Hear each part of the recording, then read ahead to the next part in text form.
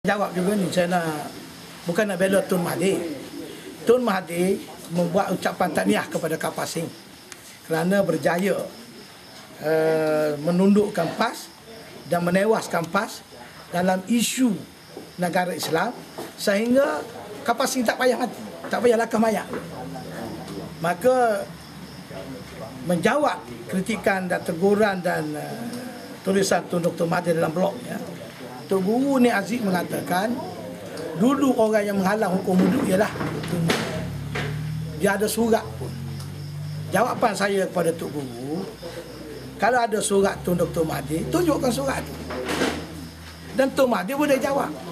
Pada waktu itu kenapa dia kata tak boleh laksana hukum wuduk?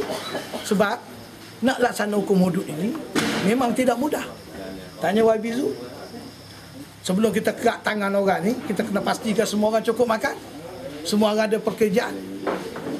Sistem perundangan pun bagaimana pelaksanaan hukum wuduk dia tidak mudah.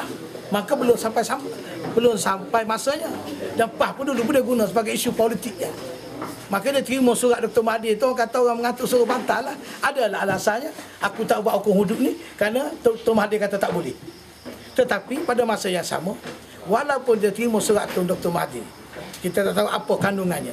Tidak berarti kerana kes surat Dr. Mahathir kepada beliau yang mengatakan tak boleh buat hukum wuduk, dengan sebab itu dia pergi menyembah DAP. Faham tak?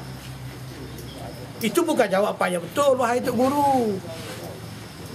Saya punya pandangan, maknanya kalau dah itu surat Dr. Mahathir, tapi kalau dia betul-betul tegas, ikhlas, amanah dan tidak hipokrit dalam perjuangan menegakkan Islam, baik DAP ke, baik Tun Dr. Mahathir ke, baik siapa pun, dia kena teruskan perjuangan ini. Ini macam mana pula kalau orang ni halal, kamu pergi tunduk kepada orang kafir, orang yang pernah mengatakan lakah mayat aku dulu nak buat negara Islam, dan parti ini pula memang jelas anti-Islam dengan anti orang baik. Jadi itu bukan jawapan yang betul, Tok Guru.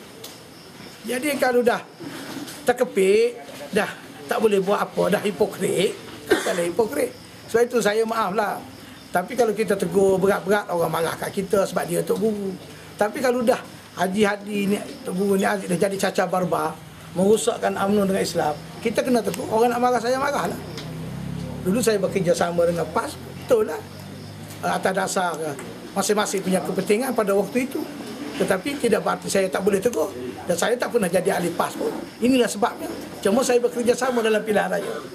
Kerana saya digugur oleh pihak pimpinan UMNO pada masa itu oleh Abdullah Badawi tanpa sebab. Itu saja. Tapi dalam konteks ini saya tak setuju dengan PAS. Jadi saya nak nasihat Tok Guru Nik Aziz, jawab tu yang boleh diterima akal lah.